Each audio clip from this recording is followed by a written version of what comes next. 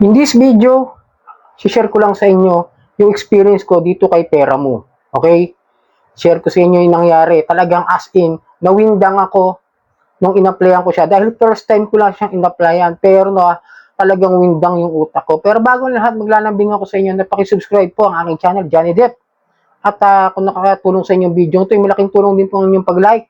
Malaking tulong din po ang pag-share. At para updated po kayo sa mga honest Ola reviews, ay pakihit lang po yung notification bell. Disclaimer, hindi po ako nang hikayat na mangutang kayo sa mga Ola. Sinisilip ko lamang po sila para magkaroon ako sa inyo ng share, real experience, at kung ano yung proseso ng kanilang pagpapautang at ang proseso ng kanilang paningil para magkaroon kayo ng tamang expectations at options kung ano ba yung mga dapat ninyong maintindihan dito sa mga nagkalat ng mga online lending apps.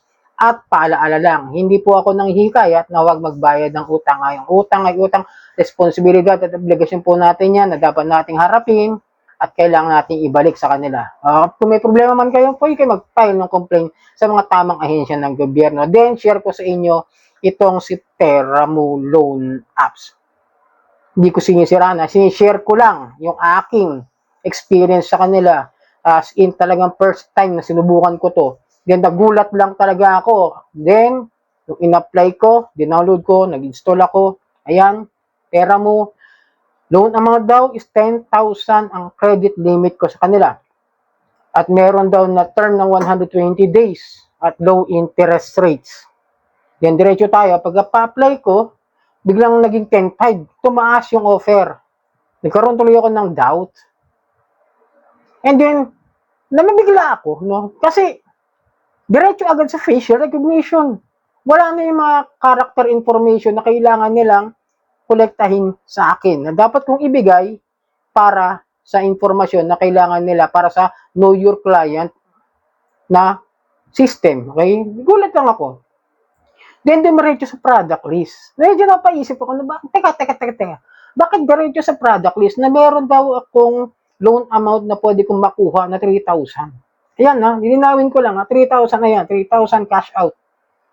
So, sabi ko, hindi, tinuloy ko pa rin. Medyo nagkakaroon na ako ng curiosity about the Peramo loan app. Sinubukan ko yung 1,000. Papakita ko sa inyo. Ayan. Napakalinaw 1,000. Nasa peso 13 yung loan na pinapakita ko sa inyo. Then, yung 1,000 na yun, marireceive ko na lang daw is 600. Dahil ang management fee nila is 400. Tapos, ang loan date ko is January 19, 2026 at expiry date is January 1, 25. Nitong January 25, 2026. So, 6 days, di ba? Ayan, then nagulat ako, application has been submitted. Ang lumabas is tatlong 1,000. Ayan, lahat yan nakapending. So, it means, parang lumalabas dito na kahit 1,000 lang yung ilo-loan mo, susubukan mong i-loan, ang gagawin niya is i-apply niya pa rin sa multiple loans na magiging 3,000 yung amount. So, maging aware na kayo dyan. At ito pa, ang naalala ko. Itong si Peramo Loan App ay siningil na ako in the year 2023. If I remember it correctly, December yon. Nagulat ako, may naniningil sa akin sa spam messages ko. Sabi ko, wala akong utang sa inyo. Never akong nag-a-apply ng loan sa Peramo. May agent na nakadami account na pinipilit na may utang daw ako. So, naalala ko, kaya pagkano ko, it means meron talaga akong record sa kanila kahit hindi pa ako nag-a-apply. So, anong Ola? Yung kapatid niya, sinilip ko wala naman siyang kapatid. Si Magicians to si Magician of Lending, something like that yung pangalan niya. Pero wala siyang sister company ng mga online lending apps.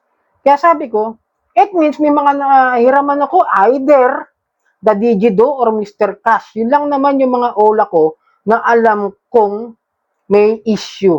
Kasi ang mga utang ko lang noon is the Mr. Cash, Digido, Bilis, Tala, at yung Gcash. That time. 5 lang yun. Yun lang po yun.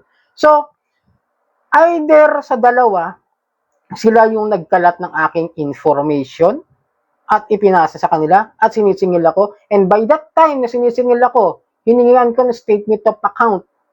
yung agent ng pera mo na yan. Disclaimer, hindi ko sila sinisira. I-share ko sa inyo experience about this loan app na ang dami na rin complain nung nagpunta rin ako ng mass filing sa PAOK.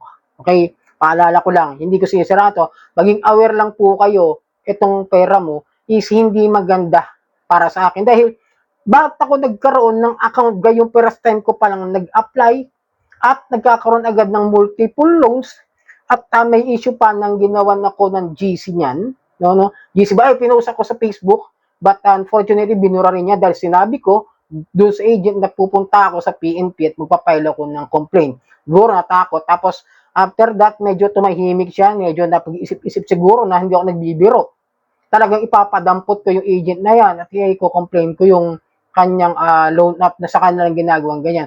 So, eto, may problema na kagad dito sa pera mo na maaring pwedeng lumalabag na sila at talaga lumalabag sa Truth in Lending Act dahil 1,000 lang in-applyan ko, bigla akong bibigyan ng multiple loans, di ba? Maging aware kayo sa mga ganyang schemes ng mga online loan apps, no? Pero sa sa kabutihang palad, ni-reject ako. But I think maaring magkaroon ako ng problem here in the future days na darating, okay, no? Kaya magiging update ako sa inyo kung ano yung mangyayari sa akin dahil tingin ko maaring singilin ako nito after 6 days pala. So, i-update ko na lang po kayo. Sana nakatulong ang video ito. Muli, maglalambing ako sa inyo. Napakipollow po ang aking mga social media account. Ang Facebook. Ay, bakit ba Facebook? Johnny Depp nga pala ako. Sorry. Pakisubscribe yan, Johnny Depp. Like, share, at hit yung notification bell para sa mga honest all reviews. Sana yun kay Janitor. Maraming po salamat sa ulitin.